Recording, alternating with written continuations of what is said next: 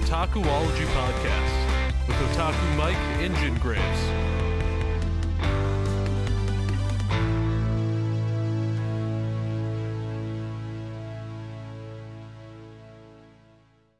Hello and welcome back to another episode of the Otakuology podcast. I'm your host, Otaku Mike, and with me, as always, is my adventuring, dungeon delving partner in crime, aka my heterosexual life partner, Jen Graves. What's up, guys?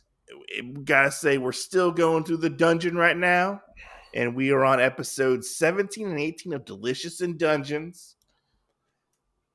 And we got a good one for you guys today. It's a little damp and dark in here right now. We need a little light to shine us through this way to get through this episode.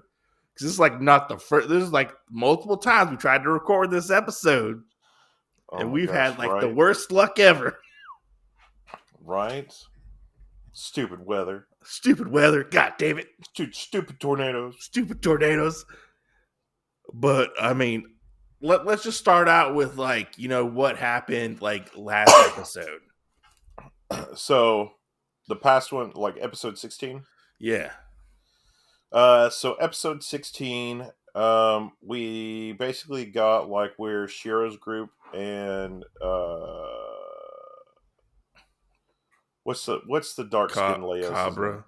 There we go, yeah. Cabra. Shiro and Cabra's groups ended up basically finding Laios's and teaming up, and we kind of dropped a hard bomb on Shiro. I don't know if I can call him our boy because I don't feel connection to Shiro. But Laios, our boy, dropped a bomb. Our boy Laios dropped the bomb. Yeah, dropped a bomb on him because of telling him that they used dark magic to bring Falin back. Yes. So, and then at the end of it, we kind of got this weird situation in a bell tower where we did see Falin kind of sitting there, but it was not all of Falin. Not all of Falin. It was kind of like there's a huge ass chicken with red legs behind her. Yeah. And that's where we go into this episode. Put in a Baba Yaga joke there. I don't have one. All I know about Baba Yaga is that she's like a witch hag thing, and then she has a house with chicken legs. So okay, wait, no, I do know Baba Yaga was in the second reboot Tomb Raider game. Oh yeah. Well, the other thing is that I know is you know what it is, because I know, but I haven't seen the series, so I don't know. Keanu Reeves, and he plays the guy in the suit with the long black hair and stuff. John Wick? John Wick. They call him Baba Yaga. He's the Baba Yaga. Yeah. But Baba Yaga is actually the witch. Yeah, which is weird, but okay, we'll go with it. They gave him a woman witch's name. He should be the Warlock. That's true. Ooh, can we? No, we can't petition. There's already 4 movies out. Yeah. But there is not a Baba Yaga in Delicious in Dungeon as of yet, so we're all safe. But until somebody gets murked. Like you said, we start this episode off where Shiro is basically pointing a sword at Laios' throat. Shit has hit the fan. They found out that Falin was resurrected, and Falin's gone now. And Shiro basically thinks that it's all Laios' fault for what he did. He did this horrible thing. Like you said, he resurrected his sister. Which I want to talk about this part real quick too, because I kind of feel like this was a little bit of bullshit on Shiro's part. Not so much Cabra, because we had a long talk. If you watch the last episode where I basically dogged on Cabra, if you're a Cabra fan, fuck you, okay? But Cabra, we just lost our entire audience. Nobody should like Cabra at this point, okay? Until he makes a grand gesture, nobody fucking needs to like Cabra, okay? But in the last one, we talked about in depth, kind of, sort of, about how, well, because you kind of agreed with it, about how whenever the information came up, that Cabra was probably the person that was going to rat everybody out. Yeah. I know we know this shit about Shiro, but we kind of have like a little bit of a shield with everything with Falin with Shiro. So Cabra is the guy that I think, no matter what's going to happen, if we get thrown under the bus, it's Cabra's fault. Which they mentioned that, like, Laios, later on they mentioned like Laios can't return to the surface. Neither can the rest of the party because they're all kind of marked with this black magic in a sense. We can't get out because people will know. Yeah, because whoever is like the what do you like the people that you're at the airport, the TSA. They're like Customs. the TSA for magic users. For the dungeon, yeah. Yeah, for the dungeon. The elves. And they'll be like, oh, this person used black magic. Gotta take him out. Yeah. So, two things I want to touch on this one. One of them related, which makes me laugh because I know the other day when we tried to record this, we brought both of these up many times. But the first one was whenever Chilchuck was figuring out who he was going to go with, and he picked Laios because he thought it would be a lot easier to cover Laios saying something stupid in front of, or he went with Senshi to think that, he could basically cover up like eating monsters in front of the other ladies like Mizuru that Shiro came down with. Yeah. But then in this episode, Chilchuck brings up, I was so stupid, I should have made sure, because Laios has no chill when he tells people stuff. Yeah. He has no filter, basically. He doesn't. Which goes into the second one. Yes. Where he is too gullible, and he thinks too much, I think, that people are good. It doesn't have that filter to say people like are bad. He feels like everybody is good-hearted, I feel like. Yes. Or good-natured. I would throw this in that Laios, as far as we know right now, Laios is like the absolute pinnacle of everybody that has golden retriever energy. Oh my god. And I have a thing to second that. Yeah. Every time he relates anything to a dog. Basically Laios is a good boy. Laios is a very good boy. Laios is a very good boy. He needs head pats. But on the flip side, fuck Cabra. So fuck Cabra. I love the scene. I love the scene when Chilchuck comes in and he's like, "What the fuck's going on?" Like, and Shiro basically runs off, and because there's monsters that are attacking. And I love the scene where Chilchuck comes in. He's like, "What did you tell Shiro, Laios?" And he's like, "Oh, I told him everything." No, Shiro hadn't run off yet. But did he run off yet? Yeah, this is where him and Laios got in the fight. Remember? Okay. And then this is the second one that I wanted to make out of this thing that you and I both talked about really liking. Because Laios actually calls himself out on this. He goes, "And any other day, Shiro, you would have kicked my ass. Yeah. But because you haven't slept right and you haven't had decent meals in the dungeon, you will never defeat me." He also kind of calls Shiro a hypocrite when the fact that he says that Shiro would have done the exact same thing that Laios did. Yes. Because he knows that Shiro will basically do anything for Falin, and we found this out in this episode. Right. Well, and we also found out this little gold nugget that I feel like is going to come back later on. When we get to that in this episode, let's talk about that. But let's get to the big reveal. No, I mean, real quick, the gold nugget was where Shiro, we see kind of like the time lapse of where Shiro is like trying to do all this stuff to like show Falin that he kind of cares. Yeah. Because he's sweet on Falin. But Laios is always there. And remember what he says. after like the first few questions, he basically wanted to tell Laios to like leave him alone. Yeah.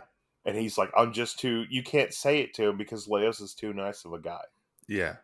And Laios doesn't pick up on it. So this is the gold nugget I feel like will come later on in the series, not in these 2 episodes, but later on in the series to actually bite Shiro in the ass, because he basically said, like, Laios is like, why didn't you tell me that? Like, Yeah. Laios never understood that. No, Laios never really understood, because I mean, let's be honest. You know, like Shiro is Laos's first friend he's ever made. That he's thought, yeah. That he's thought of his friend. But we get to the big event in this, or one of the big events in this episode. The reveal that there are Harpies attacking, and the Harpies have a leader, that being Chimera Falin. Wait, I need you to back up. What?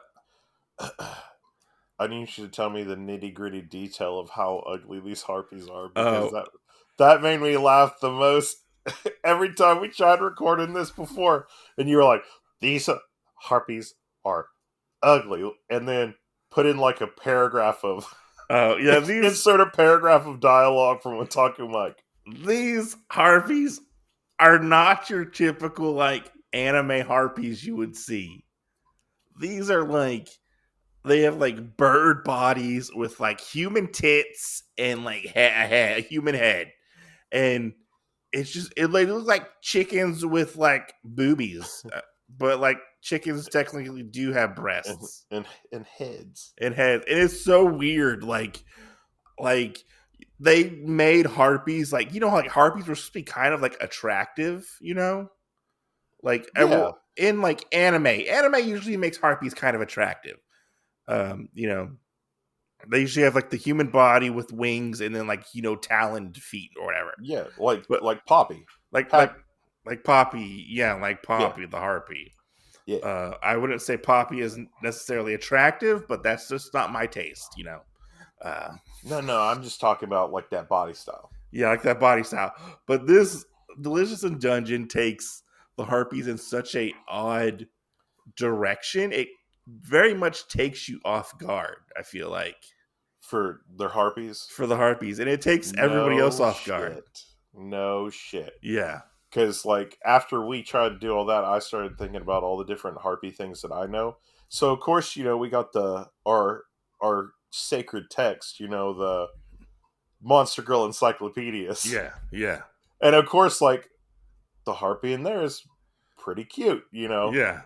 But then I really started thinking about it, like, these ones are butt ugly. The Harpy from The Last Unicorn is butt ugly. Jason and Argonauts, the live action, they're butt ugly. And then I was like, do I know another one that they're, like, attractive? So I set on 1.5 of them, which was the Harpy ladies from Yu-Gi-Oh! Yeah. And then the other one was, and it's really fucking weird still, because this is up your alley. Okay. And I was reincarnated as a Demon King or whatever. Oh, yeah. He actually has Harpies in that. Does he? But the way that these fucking Harpies look, think of a centaur with the chicken body and wings, and then the top half is like the woman from like the waist up. Yeah. And I was like, I'll give half of that, you know, like. But yeah, these Harpies are attacking the party. And we also get the reveal, which the ninjas go hard on these Harpies. Like, they attack them pretty easily. This is true. I love seeing like them attacking, like just taking them out and whatnot. But we get the reveal of Chimera Falin, which there's such a big reveal of her, because we know in the last episode we get the glimpse of her.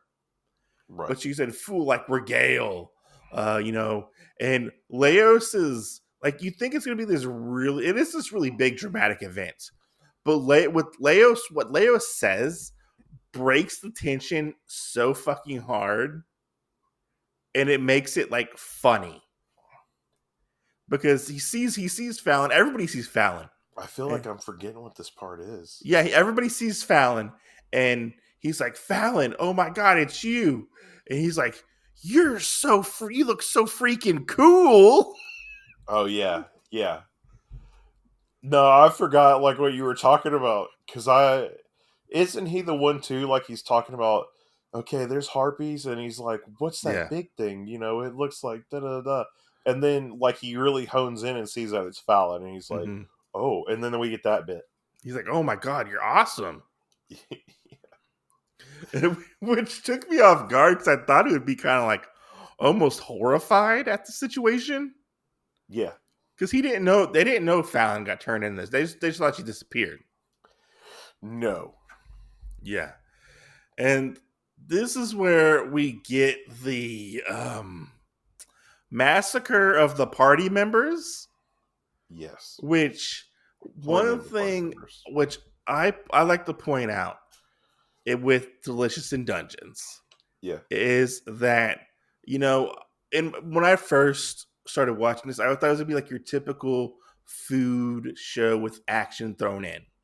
Right. When they have action and with the serious parts, one thing I really, really like is the amount of violence that just comes out of nowhere. And you're not expecting it, and it just hits you right there. Well, and so I like to call those, especially because of the company that makes it, I call those trigger moments. Trigger moments? Because, I mean, you know, like we're doing this stuff, and then, like, traditionally, like, anything we've seen that's trigger-wise, when you got this kind of epic fight scene, like, you know, you go, oh my god, you know, that's what they do the best, is, like, these epic little fight scenes. Like, it gets into it, and it's awesome. So, but yeah, like, it's a trigger moment. Like, seeing people, like, just get their heads crushed in, you know, stomped and crushed. Oh my gosh. What? I was just thinking, I thought it was fucking hilarious when I get a text message from Tiffany and she goes, oh my god, Cobra got his head crushed. And I was like, I haven't watched it yet. It's true. Because, like, you know, like, it's a pretty, like, hardcore scene. Like, everybody's going at it. You know, Shiro's going after him. Cobra's going after him. Cobra's party's going after him. They get decimated. One of them summons an Undyne, which really does some work on Falin, which is shit, right? They could have almost taken her out with that. Yeah, and she basically sucks it up. She sucks it up with her magic, and I was like, "Oh, that's so cool!" Because, you know, we've never seen a monster do magic. Yes, technically, Falin is a hybrid, you could say. Yes. And like they're like, oh my god, you know, call off the Undyne, call it off, you know. And they're like, no, this is what we gotta do. And you see Cobra slowly taking off his armor, you know, and he sneaks behind, which I didn't know this was gonna happen. He sneaks behind her and he basically tries to stealth kill her. Oh yeah. Yeah. No, I agree with that, because he definitely, and I think the big thing that we have to think about is, like, when we had that one episode. This is the only time I'm ever going to say I was happy about that one fucking episode where it was all focused on Cobra's party. Okay. Because we kind of got his insight whenever he took the armor off. It was so it wouldn't weigh him down. And he basically, like, he slit her throat, stabbed her in the heart, stabbed her in both the lungs. Yeah, stabbed her in the stomach. Like, did all this, was about to, like, gore her to death. Yeah. And it just, none of it fucking worked. Yeah, because her organs weren't there. As far as we know, yeah. As far as we know, or she's got another set, or, I mean, there's plenty of things. Yeah. This is something that I saw was really funny too, though, because, you know, we had Kuro, which is the dog kobold. Yeah. And that's Otaku Tiff's new favorite character. Kuro? Yeah. He's pretty cool. She didn't like it when he died. But with this is where I keep seeing some stuff, and I wonder if it's true. They were talking about if they think that she related Kuro to Laios or a dog that they had before. Because, because he bit her and he Oh, didn't do anything, and she just looked at him and was like, "Oh, doggy," you know what I'm yeah. saying? Uh-huh. And then the next time he bit her and actually stabbed her in the wing, like that's when it became more of a problem. So Yeah. I kind of want to know if there was anything like that If maybe like, oh, the in there. doggy's just playing with me type of thing. Right, right. Yeah. Because Uh, she was clearly out for blood with every other member except for Kuro, because she yeah. like saved him for last. Yeah, it was pretty violent and pretty unexpected. Yes. And I love the attack, like the whole like whatever the attack was that she used, like she like summoned all the spikes up in the air, and everybody basically barely made it out with their lives. I mean, a lot of them died, but can we just appreciate the MVP of this fight, who is Sinchi, who who never drops the food tray at all. Yes. Which I was watching, I was like, he still has the food. Yes. He was And he just, didn't. And he didn't take much damage. and he didn't take much damage, yeah. But everything happens. Everybody picks themselves up. They barely survive this. Shiro and Laios get into it. Laios starts talking. Come on. We can do this. I can do this. I know we can do this. I know we can get Falin back. And we come to find out that Shiro hates Laios. Yes. He hates him with a passion. Like you said before, Laios is too gullible, or he doesn't pick up on the hints. Every time, all these nice memories Laios has of Shiro. Shiro has the opposite of Laios. And Right. he's like, I fucking hate this guy. Shiro just took a shit on all those memories. Yeah. He took a shit on those memories. He's like, I fucking hate your guts. You're so annoying. Oh, we ate monster meat. Oh, we killed the dragon. Oh, we did this. Yes. And he's like, I fucking hate you, you stupid son of a bitch. Right. Well, and besides, fuck Cabra. But Yeah. Fuck Cabra. Cabra also gives us a little more thing, which, Shiro brings it up. And right before Cabra leaves, like, he does kind of like bring it up to, I think her name's May. The girl that's in his group, the wizard chick. Yeah, I think there's Meyer, man. I don't remember what it is. A lot of those people are unimportant to me, I feel like. Right. They haven't done anything eventful. No. But she asked Cabra something about it, and he brings up too part of the stuff about how how gullible Laios is. Like, he doesn't really have a bad bone in his body. Yeah, which and seems really weird coming from Cabra. Which makes him be like, we're not gonna press the lost jewels and lost stuff incident that happened before. Right. So, but that whole group of people, Cabra's group and Shiro's group, all decide that they're going to return back up to the surface, except for Itsumi, which has gone and nobody knows where she's at. Yeah, she's just MIA. And she's been in MIA, I think, since the Falin fight started. Yeah. So nobody knows exactly where she is. But we do know that she's got to be somewhere. Yeah, and they were like, oh, she'll eventually show up. Yes. Because she's like apparently good at her job or whatever. She's like a really strong fighter or something. Like she'll eventually show back up, is what they say. Yeah. And Shiro gives Laios a bell. And he's like, hey, there's a twin bell. When you get to the surface, ring it, and we'll basically give you like asylum to to the country Shiro lives in. Yeah, I guess it's the Eastern Islands. Yeah, something like that. Because after they get back up, they're not going to be able to basically return to their normal lives. Right. And let me point this out, because I thought, too, like how everything broke down, the stack of how stuff happened. Yeah. Shiro was the one that was basically going to be the one to be the whistleblower, right? Yeah.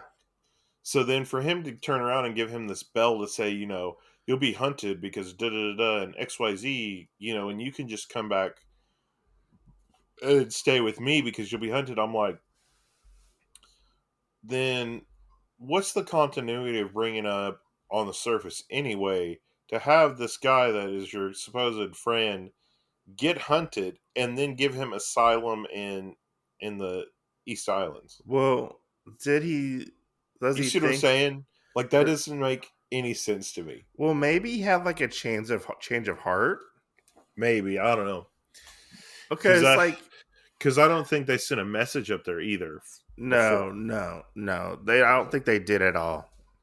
They'd be like, Mike, I'm going to tell somebody that you stole this, episode or book 19 of Monster Masame and da-da-da. But if you steal me one too, then we're good. You know what I'm saying? Like, yeah. Well, I'm telling on you anyway, but then you're going to giving me something. Like, I kind of feel that Shiro has a change of heart because of what Laios says to him. Is the fact that, we're going to try to bring Falin back. We're not going to kill her if they don't have to. Like, what he wants to do is he wants to go for the Mad Mage. Like, that's what he wants to go after. Yes. And hopefully, he can set things right and whatnot after that, after he defeats the Mad Mage. They do kind of bring it up that they're like, I got to stay down here, Shiro, at least to like take Falin out. And then when they really started brainstorming is when they brought up the part with the Mad Mage. Yeah. So, I mean, yeah, it turned out great. And we also find out that Shiro confesses his love to Falin and proposed to her. Yes. As well. We find that out, which I was like, oh. And she didn't say anything to him? Like, right? She just left him hanging? Oh, Shiro? Yeah. She told him he was going to have to wait. Did he? Did she? Yeah. Okay. So, yeah. And that's kind of like the end of this episode. Like, our party walks off and separates. Yeah. They go through the... Cabra and Shiro's groups get to go through that little cool portal back to the thing, which is a little wall scroll. Yeah. I thought that was pretty cool. I have to say... Oh, we forgot to mention the whole... there's one thing I wanted to mention. Okay. And you wanted to mention too. So the part where Falin rips off her shirt. Oh, yeah.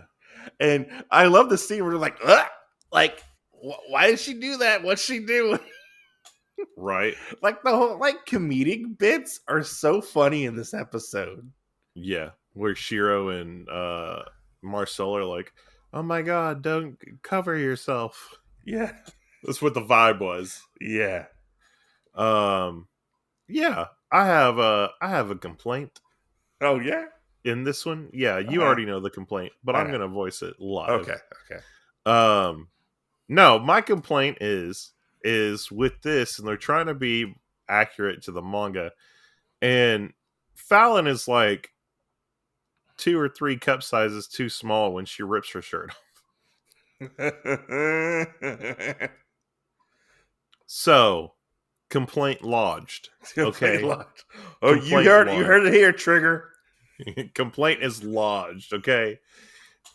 Now, and I would say the only way that I don't feel like I would be upset is you can clearly tell, like, every time while she's wearing the clothes that she wears, that she is very busty. Yeah.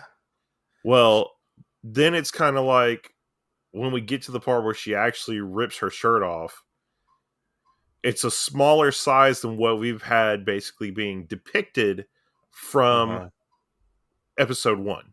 That was probably just like a little change they did with the character design. I feel like, because I've seen pictures of the manga and I was like, oh, these look pretty accurate to Yeah. to the what we're seeing in the anime. Yeah. So for them to like tweak this little thing, Yeah, to make them smaller. Yeah. I mean, I'm not complaining because I mean, a lot of people online are really thirsty for Chimera Falin. It's only because she's got underboob, okay? Look at she's got under Yeah. boob. No, that's my only thing, like if we're just trying to do that, and like if you really look at just how the clothes are put on her or whatever Yeah. through the thing, you can tell that they're bigger, and when she rips them off, it's not, it's like they gave her like a water brawl or something, like booster size, and when she rips the shirt off, the thing goes with it, so It's like a push-up bra. yeah, or she had some extra sandbags in there or something, like The cruelest joke ever invented by man. The push-up bra. right.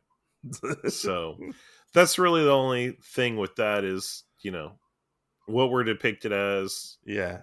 from that, and how close it looks like to the manga, and like if you really put it side by side, how they look so different. That's really the only thing. If they wouldn't have depicted Falin as being more busty with the clothes, I don't think I would be like as like, but whenever we get to that scene where she rips it off, and it's like they're a lot smaller than what we've been seeing. I mean, I feel like that's a fair complaint. So, yeah, I mean, it's just it's a play on the artwork too. Like you should have done it from the beginning. When you told me that, I just pictured you like pushing up your glasses and being like, "That's not in the manga," or like, "Oh, that's not how the manga depicted it."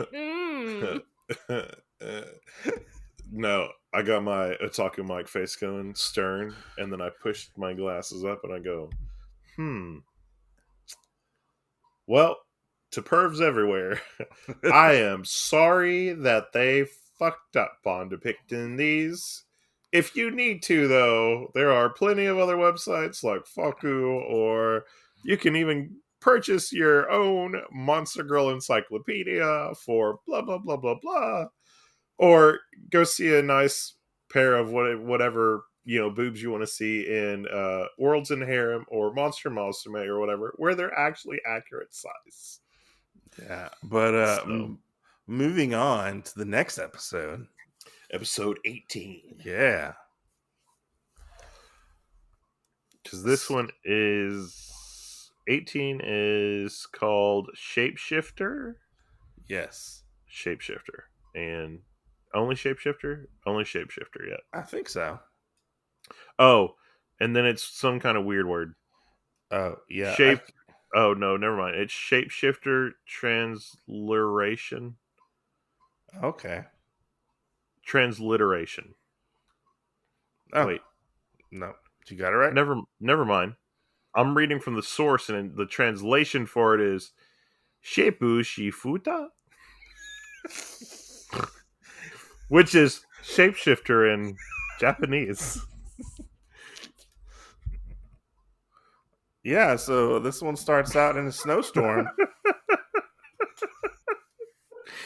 I'm thinking about myself saying that. I was like, that sounded really weird. I feel like you should say that. Try and read this, Mike. I don't know if I can. Shimpu shichuchu.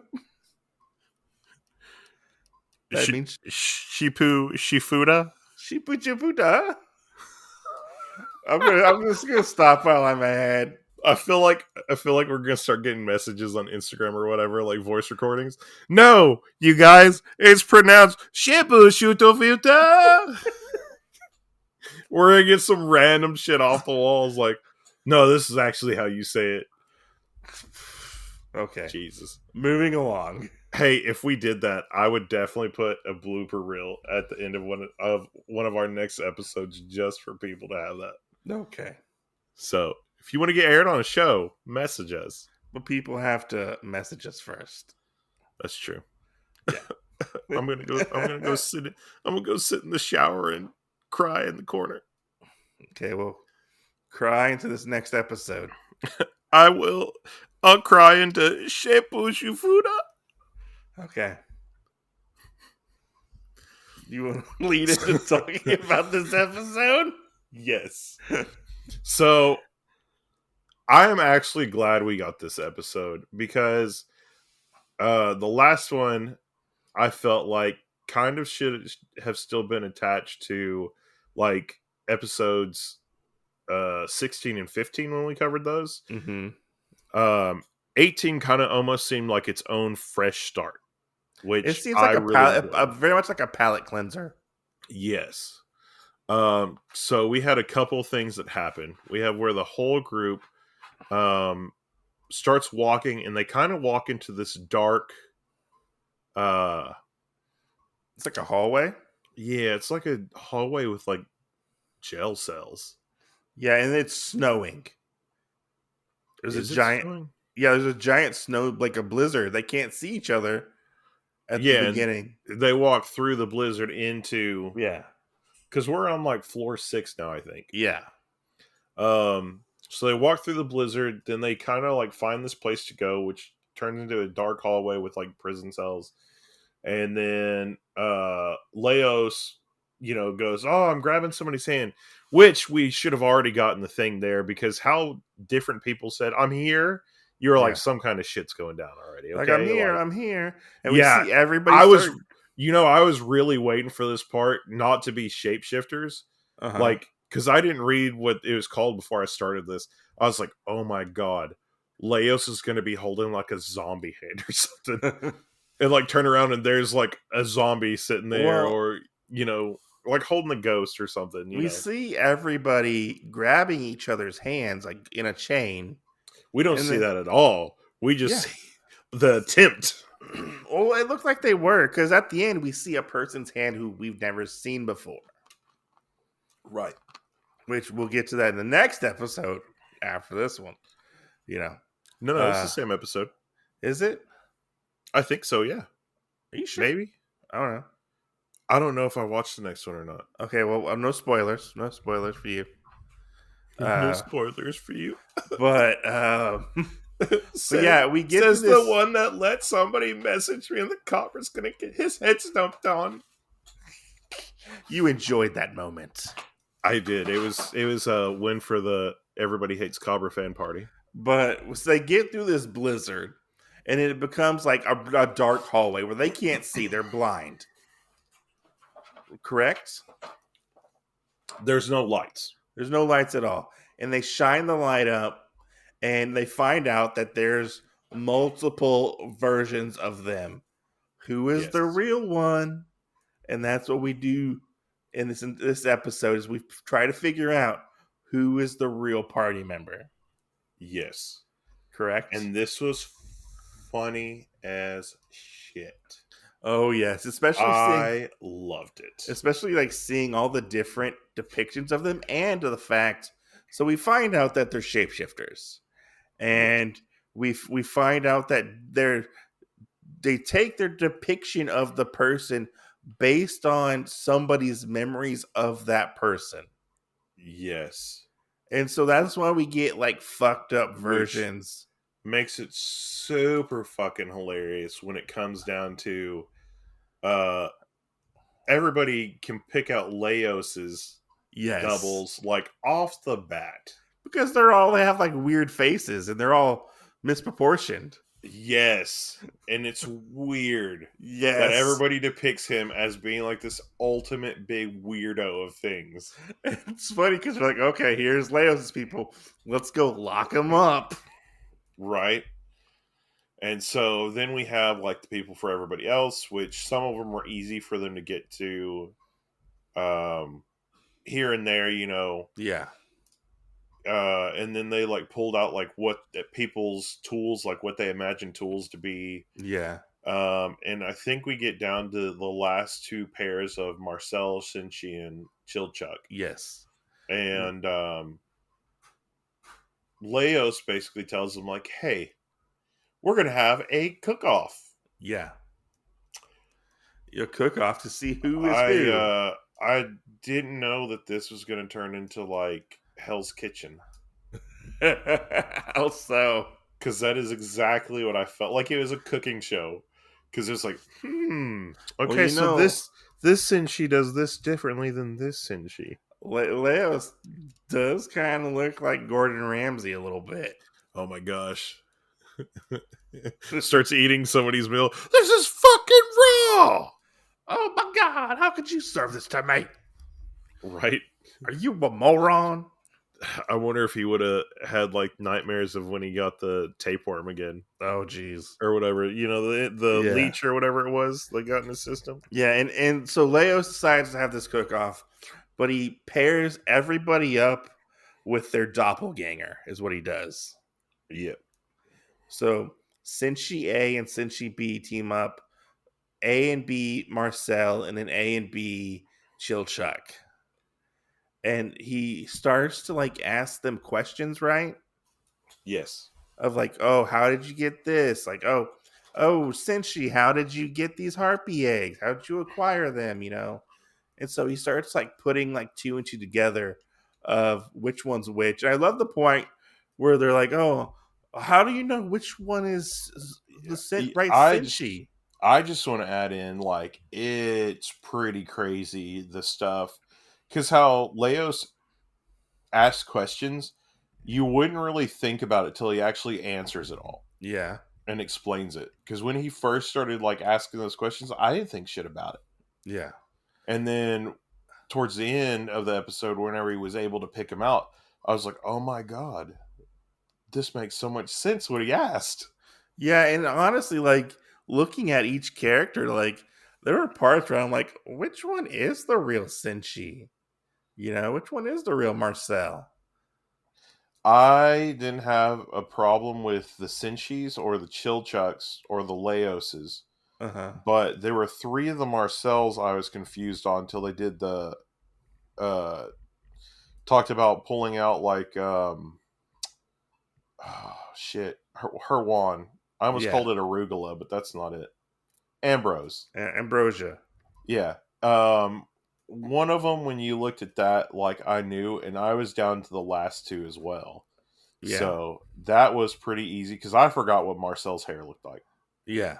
You know, and so that was the only one really I had problems with. But, you know, the first one of the pair with Senshi's, like, one of them obviously looked too dynamic. One of them was very handsome. Which I fucking love that part where, like, everybody's like, doesn't the other Senshi look, like, too handsome? Isn't he kind of like a little dopey? And, like, and Senshi didn't say shit about it. I was like... He was like, I don't know, what would he say? I don't know. You know, and I really thought about, like, what you and I would do in this situation, and I was like, I think we could be able to, and we'd only have to pick out two. You know, there's not more of us on the podcast today. I was like, we'd only have an A and B. Yeah. I was like, I bet yours would be, like, shorter than you, and I'd be like, no, this is the real Mike, because, you know, that one's too short. Yeah, because they were also, like, kind of pulling from their memories as well. Yes. Well, and that's what each one was, is it was pulled from what another person thought about it. Yeah. So the dynamic Senshi was pretty easy, I think, for us. And then of the Chilchucks, the other one just seemed a little too happy-go-lucky because his cheeks were rosy. And Chilchuck is very much like a nihilist. Chilchuck is a Shikamaru. He's like a realist. Yeah, like, oh, what a drag. Like, Chilchuck is a Shikamaru. Like, you know that. So, like, having him where he's all, like, happy-go-lucky, peppy, and you're like, that's not our Chilchuck. Are you Bluey? Like, no, you're wrong. That's not you. You're more like Muffin. Chilchuck's more like Muffin? Yeah. Oh, the other one. Yeah. I don't know. The happy-go-lucky Chilchuck? No, the other one. The normal Chilchuck. Oh, yes. I could see that as the drag muffin. Yeah. Yeah. Yeah, so I mean, but we got good questions. Like the Sinchi ones were like where he got the Harpy eggs Mm-hmm. and stuff. The Chilchuck one was, oh shoot, I don't remember what it was. Chilchuck's was, Do you remember? I think he asked, and it was more so of how Chilchuck reacted to it. No, it was how he had them prepare stuff. Ah. Remember, and the happy-go-lucky Chilchuck sat on a box, Oh yeah, and because regular it could Chilchuck have been sat a on the. mimic. Yeah, he was like, after our travels, like the real Chilchuck knows that it could have been a mimic and everything, and so I knew it wasn't him because Chilchuck would have been way skeptical. That's why he sat on his bedroll, Yeah, yeah. because he knew it was real. Yeah. Since she was the Harpy eggs, where would he do that? And the other one, he's like, where did you find him at? He goes, oh, I found him in a house, and I took everything that was there. Yeah. Which that one I felt pretty easy. Whenever they brought it up, I was like, oh yeah, I was like, I wouldn't even thought about that. But since she is all about that, we've seen him the entire time with the golems and everything else. Like since Yeah. she always says, don't take too much. Yeah, don't take too much. I mean, we even saw that the last time with the Dryad episode. Yeah, he only takes a couple. He said, don't take a lot. You need to make Yeah. sure it survives. Yeah. So, very conscious. Then, we had the whole Marcel thing, which that was funny as shit to me. Yeah, how so? Because, he brought up that, and fake Marcel brought up about eating the fish eggs and all the other stuff or whatever. And I think he said something else about her. But Yeah, Marcel, after they find this out, goes, oh, isn't it funny? I've never eaten fish eggs. Yeah, and I've never used fish eggs. he was just sitting back like, I'm not going to say anything to Marcel. Marcel didn't know they had fish eggs at one point. Right. And then she ends up bringing, it was in the grain, wasn't it? Yeah. Yeah. Which that was funny. And then we get the whole scene where we get the, what was it called? Like the wolf thing. It was the shapeshifter, but it was like a kitsune. Okay. Like a nine-tailed fox almost. Which I love Laios' thing, because it gets brought up before that, like, Laios is good at dog impressions. Yes. Like, he practices barking. And he gets out on all fours, he starts to, like, bark at this thing. We don't know what it is at first. And then, like, it reveals itself to be this, like you said, like a kitsune type of like animal. a nine-tailed fox. Yeah. And Laios is just like barking at it and whatnot, and trying to like throw it off its guard and stuff. You know what this reminded me of? What? Whenever he did the squaw at the Oh yeah, cockatrice. Yeah, I was like, Laios is a little too in tune with monsters. Even like with like the artwork or the draw animation, when he gets on all fours and whatnot, he very much looks like canine-ish. Like, yes, like he's almost depicted as a dog. Like just the way he's drawn. Yes, which is a very nice little detail they had. I feel like. Yes, I agree. But my mind's going. That's what makes it stand out. My mind's going a little blank at this point. I forgot how they defeat it. They defeat it by him doing that, and then they attack it. Okay. Yeah, he attacks it, so it's. Do they explode it? Yeah. I want to say they use like explode and they like blow off its head. Yeah, Marcel does it. That's right. I don't know why I forgot about that. Because then Laios is standing too close for it, and he kind of gets blowback. Yes, that's right. Yeah, he gets exploded too. And then they bring up how all the food that they made, is fake because it's all just fake. Leaves. It's and fake. Then, but Laios' answer to this is, well, why don't we just really make it? It kind of reminds me of this Usagi story I read a while back. It was called I forget what it's called, but in it there's a wolf, and the wolf. Is it a humanoid wolf or is it a? like a real wolf. It's kind of like humanoid-esque. And Okay. it has this thing trapped in a box. And the box ends up like turning into like this like witch woman, but she's made of like leaves, and that's what it kind of reminded me of. Okay. Yeah. When the leaves all like exploded. Yes. I think he was trying to keep like fall or like something in like from coming. I can't remember exactly what the story 100% what the story was about. Okay. Yeah. He's kind of like a Jack Frost character then. Kind of, yeah, a little bit Yeah. ish, kind of. But like when the leaves exploded, that's what it reminded me of. Like was that particular issue of the comic series. Oh, that's Yeah, cool. yeah. We'll have to post a picture of that. But on the Instagrams. don't they eat the leaves? No, remember he tries one of them because he thinks that the food's still good, and then he's like, "Well, why don't we really make the food?" That's right. That's right. Of course, out of part of that, they also find like a bag of rice that's missing, Yes. and it's kind of tracked off somewhere. Mm-hmm. And then we get this thing where they actually find out about uh, Itsumi, who actually tells them all that, Yeah. about what happened. Yeah. So, do you remember watching that? I remember her showing up, Okay. but I don't remember what she Then says. I think that goes into episode 19. It then. goes in the next episode. Yeah. It plays a part into that episode, but I don't remember what she says to them exactly. I just remember she's caught with like the bag of rice, and they're kind of like shocked at the end of the episode. Yeah, because it's just gone.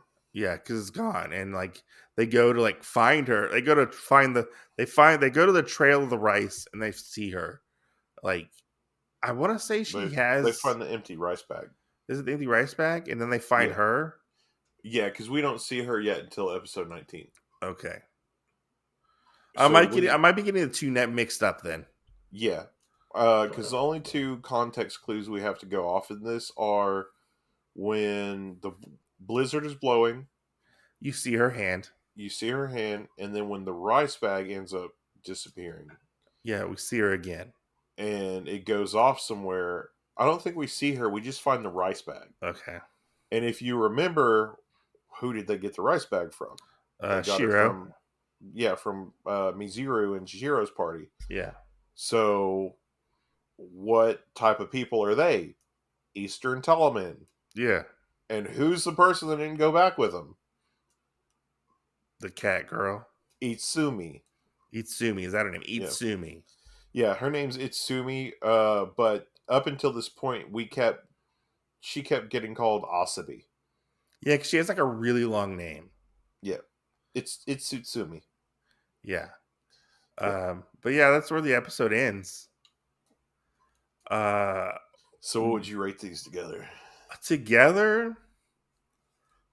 Okay, just go with me on this. Okay. I would give him a 5 out of 5.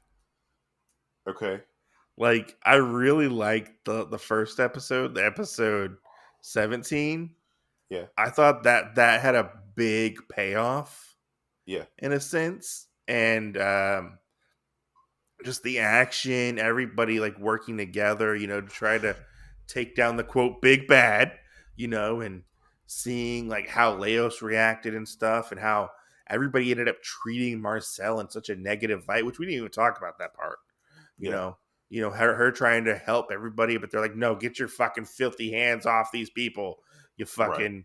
And they didn't want her to heal anybody unless it was minor. Your hands are black and dirty with dark magic.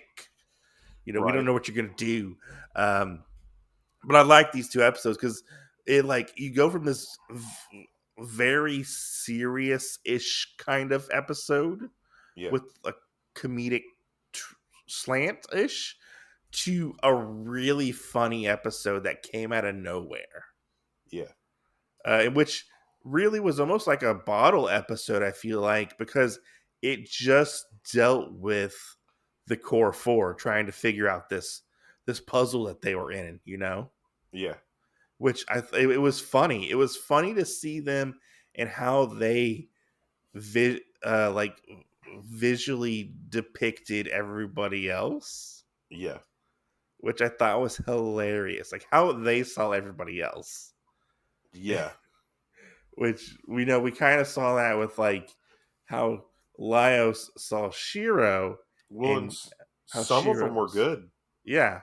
You And how know, like the other one of Sinchi, that the only way they rolled him out is because his helmet had holes in it. yeah. And it was a Shiro without holes in his helmet. You know, Yeah. like, so. But I mean, that depiction of Sinchi was like spot on, I thought, except for the helmet. Yeah. So, No, I mean I really like these episodes. yeah, I Like agree. I thought they were really good. Uh, I'm gonna go with a 4.5 because I don't like whole numbers. Oh, okay. I mean that's fair. That's fair. That's fair. No, I'm gonna go with a 4.5 for real though. Uh-huh.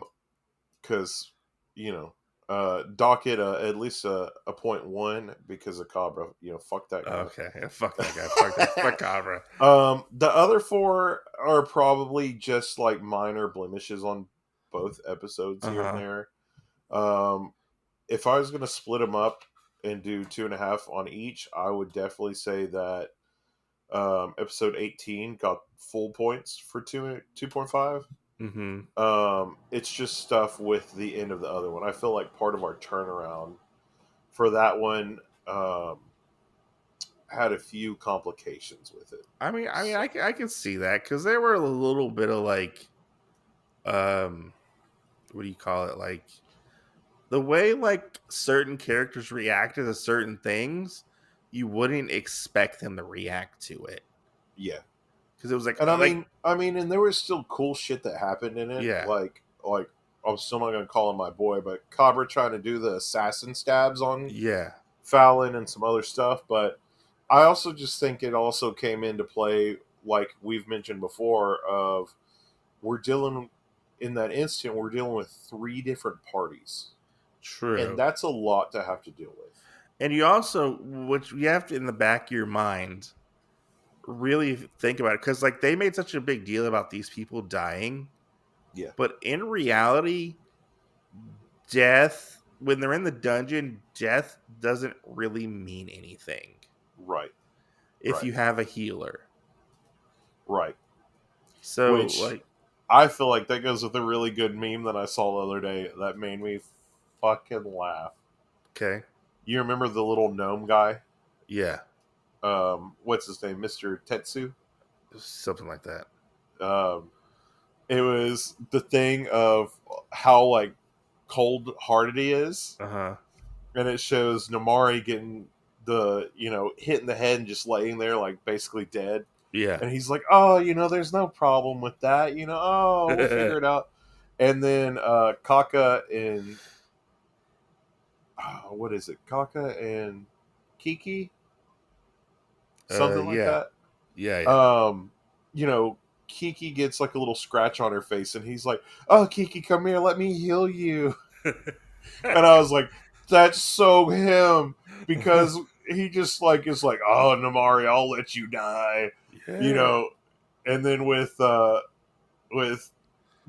of the twins, he's like, "Oh, you got a little scratch. Yeah. Let me heal you."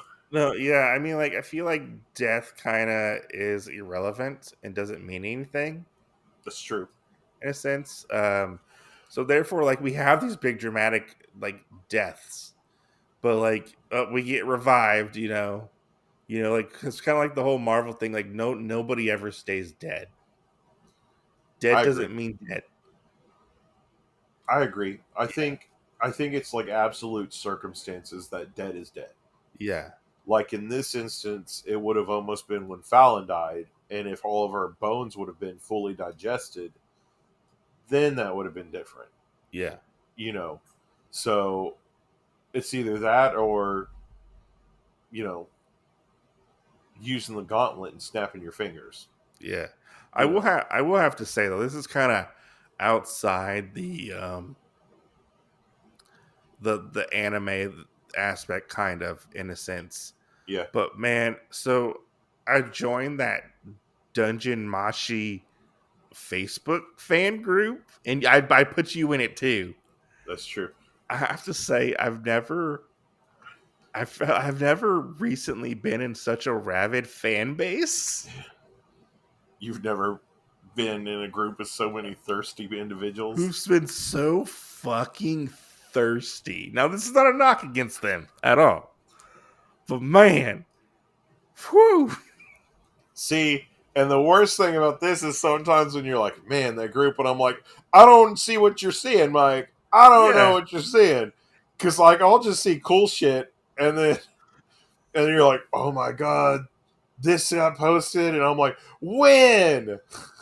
Yeah, like I'll see, and I'll try and track them down, and I can't find any. I'll see like fan art of Cabra and Laios in like a relationship together. Oh my god, fuck that! And how everybody's fucking thirsty for Chimera Falin.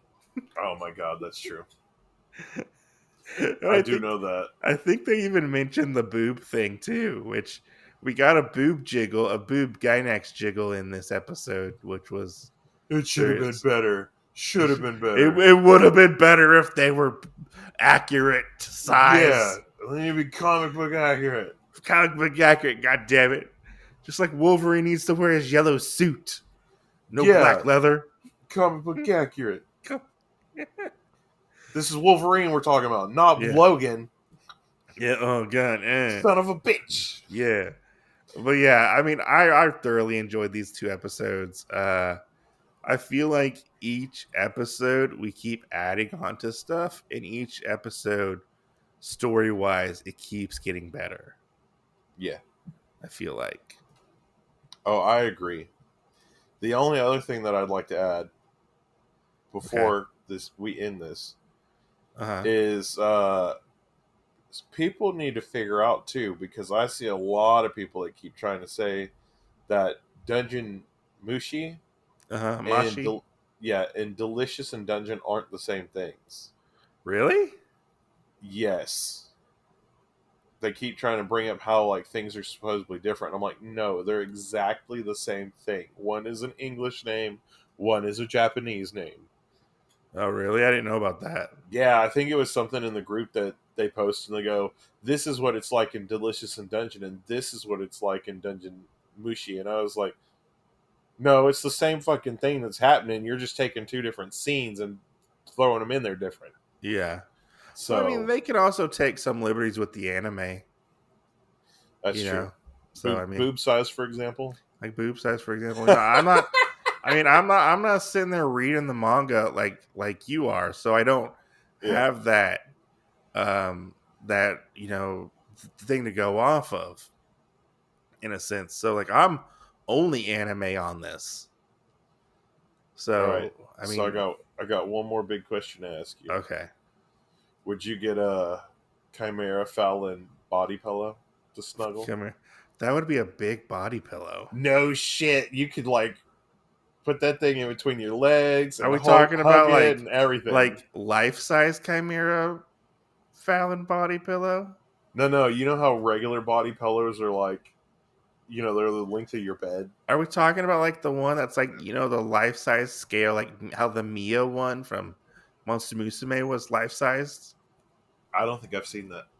Where it like wraps around. It's like a good like couple feet long.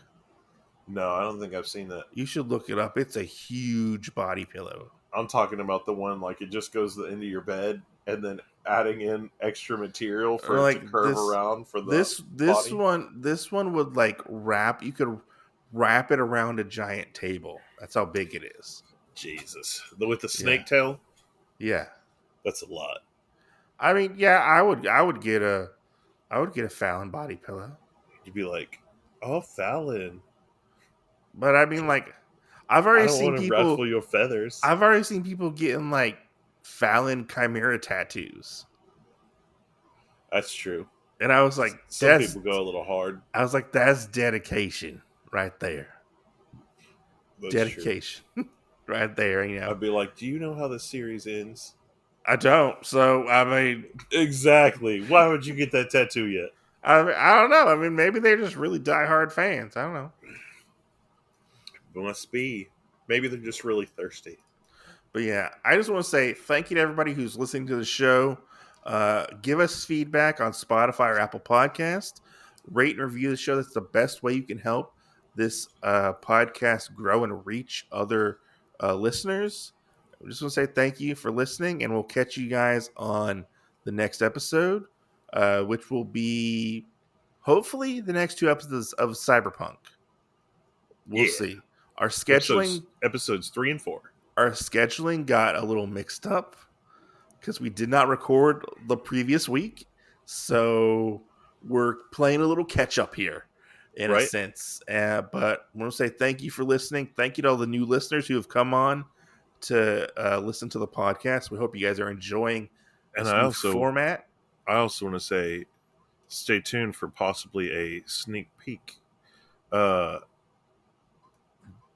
episode of Cyberpunk 2077 where when Jen buys it, Otaku Mike gets to ask me questions about my first playthrough of it. Okay. Well, I'm actually playing through it because I never got to finish Cyberpunk 2077. Oh, so I can ask you some future questions. Yeah. Because I only got like halfway through the game.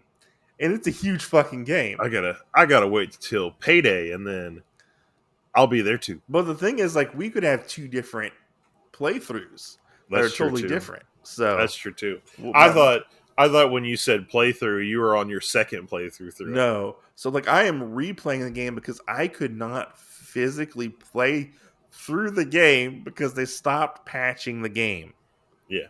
So the PS4 had such bad glitches and bugs. Like, I could not get through the game. Yeah. So I'm essentially playing the game fresh for the first time, I guess you could say. Well, so on that special super duper exclusive episode of the podcast, okay, well, we talk about the video game a little bit to go to be an aside with our episodes for the anime Edge Runners. Stay tuned for that as we will probably throw a little thing out of that for you guys to listen to as well. Yeah, well, stay tuned and we'll see you guys next Tuesday. See you next Tuesday.